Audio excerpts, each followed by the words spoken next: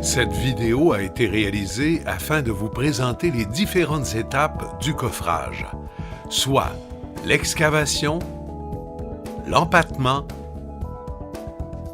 le coffrage et le décoffrage. Nous vous souhaitons un bon visionnement. L'excavation.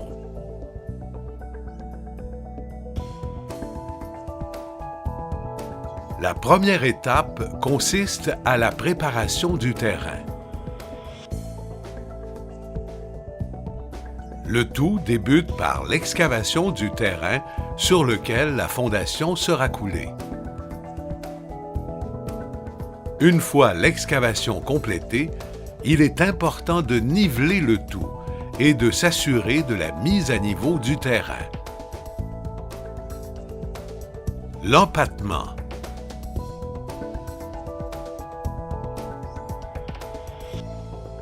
Le rôle de l'empattement est de s'assurer que les murs de la fondation ne bougent pas, ni ne s'enfoncent avec le temps.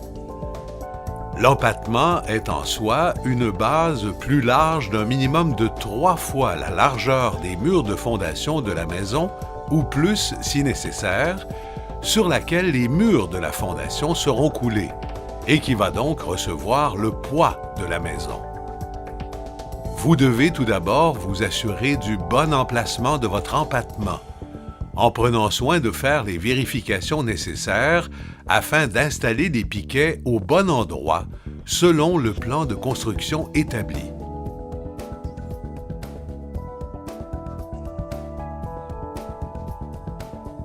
Une fois toutes les mesures faites et les piquets installés, vous pouvez installer une corde qui va servir de guide, en commençant par le carré de la maison, puis ensuite, vous tracez les autres parties de l'empattement.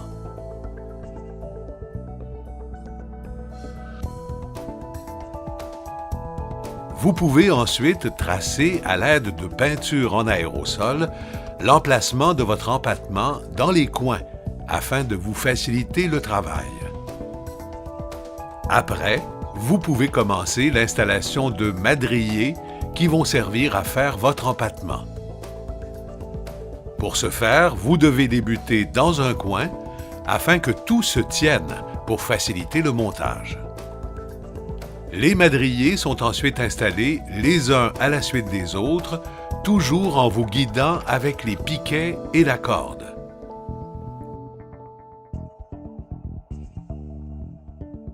Lorsque c'est nécessaire, à certains endroits, vous pouvez faire chevaucher les planches de coffrage. Puisque l'empattement sera enterré, il n'est pas obligatoire de s'attarder à l'esthétique, ni d'avoir une finition impeccable. Cependant, il faut noter que l'esthétique peut avoir une certaine importance pour certaines constructions. Vous poursuivez l'installation des madriers tout en vérifiant que vous avez les bonnes mesures. Vous devez également faire un empattement pour les poteaux d'acier, foyer, cheminée ou autres, tels qu'indiqués sur votre plan. Une fois votre empattement terminé, vous pouvez retirer les piquets et la corde.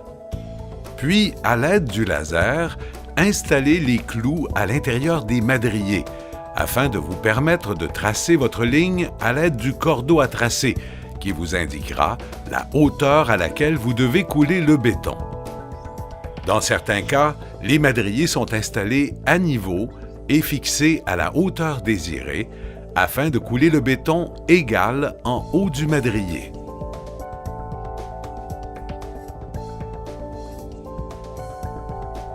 Ensuite, installez des crampes à empattement qui vont servir à maintenir les madriers en place et à offrir une plus grande résistance lors de la coulée du béton. Vous êtes maintenant prêt à couler le béton. Durant cette étape, il faut s'assurer d'avoir la bonne quantité de béton afin de rejoindre la ligne que vous avez tracée précédemment et qui vous indique la hauteur à atteindre. Par la suite, vous pouvez utiliser une pelle afin d'égaliser le tout. Avec une truelle, aplanissez et lissez le tout afin d'avoir une meilleure finition.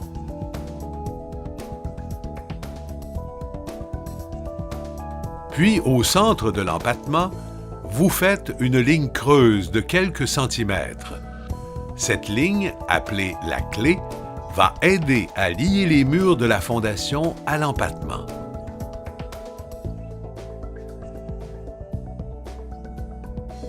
Une fois le béton bien sec, vous pouvez défaire le coffrage en retirant tous les éléments qui vous ont servi à construire l'empattement. À la suite de cette opération, l'espace vide autour de la fondation doit être rempli avec du gravier pour permettre au sol de mieux se drainer.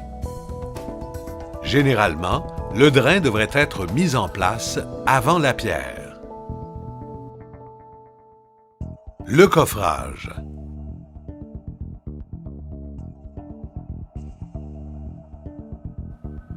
Avant de commencer le coffrage, vous devez nettoyer et enlever tout le gravier qu'il y a sur l'empattement. Puis, vous devez prendre vos mesures afin de vous assurer du bon emplacement de votre fondation.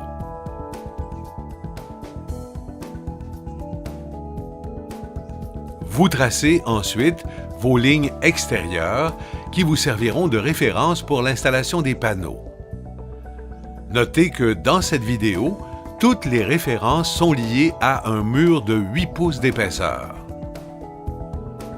Vous débutez l'installation des panneaux de coffrage en plaçant un coin intérieur à 8 pouces des lignes extérieures. Vous installez ensuite un premier panneau intérieur et vous fermez quelques crochets pour maintenir le panneau et le coin en place.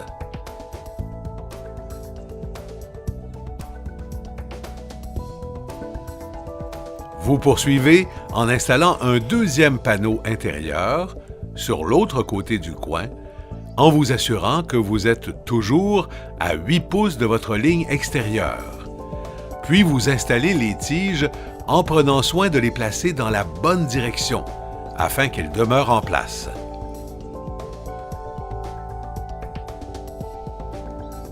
Vous poursuivez l'installation des panneaux extérieurs vis-à-vis ceux déjà installés à l'intérieur et accrochez les tiges. Vérifiez que vos panneaux extérieurs sont bien placés en périphérie de la ligne extérieure et que le coin extérieur est à 12 pouces des deux panneaux et poursuivez ainsi en installant les autres panneaux intérieurs et extérieurs ainsi que les tiges à leur extrémité.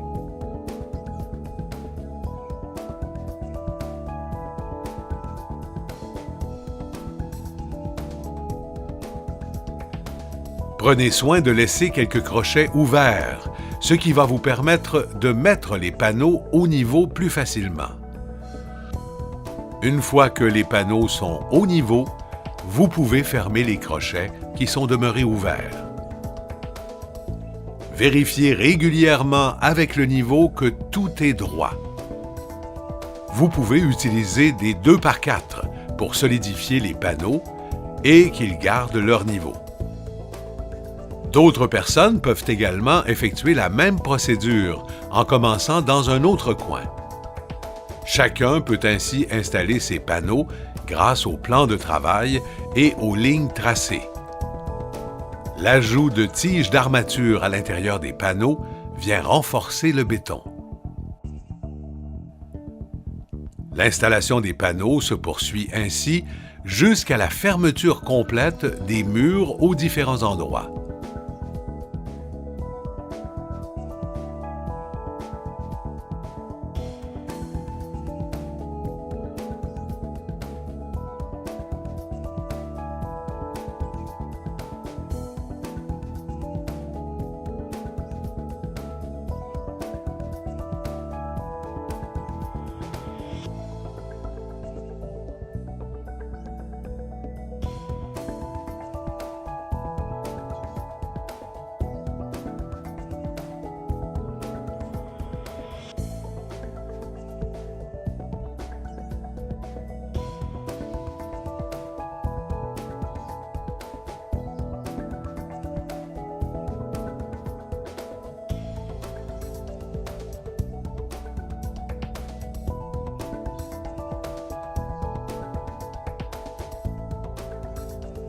L'installation d'une passerelle réglementaire est nécessaire afin de vous donner accès au haut du mur.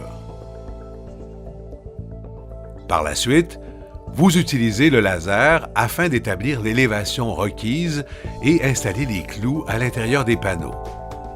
Ensuite, tracez votre ligne qui vous indiquera la hauteur à laquelle vous devez couler le béton. Installez ensuite la corde qui servira de repère pour l'alignement du mur.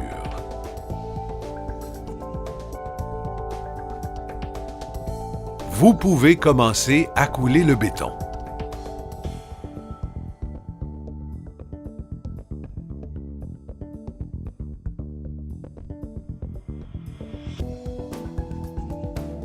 Par la suite, vous utilisez une pelle pour placer le béton et enlever l'excédent.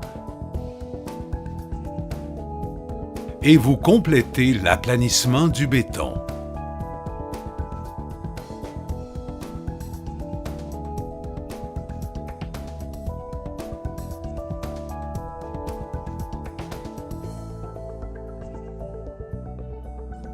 Le décoffrage.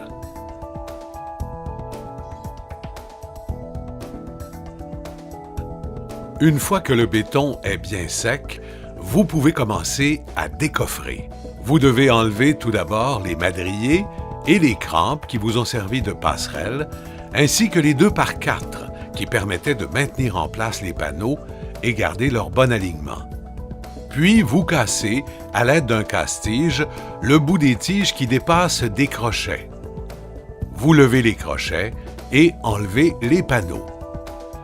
Vous procédez de la même façon pour enlever l'ensemble des panneaux tant intérieurs qu'extérieurs, de même que les coins en acier que vous avez utilisés.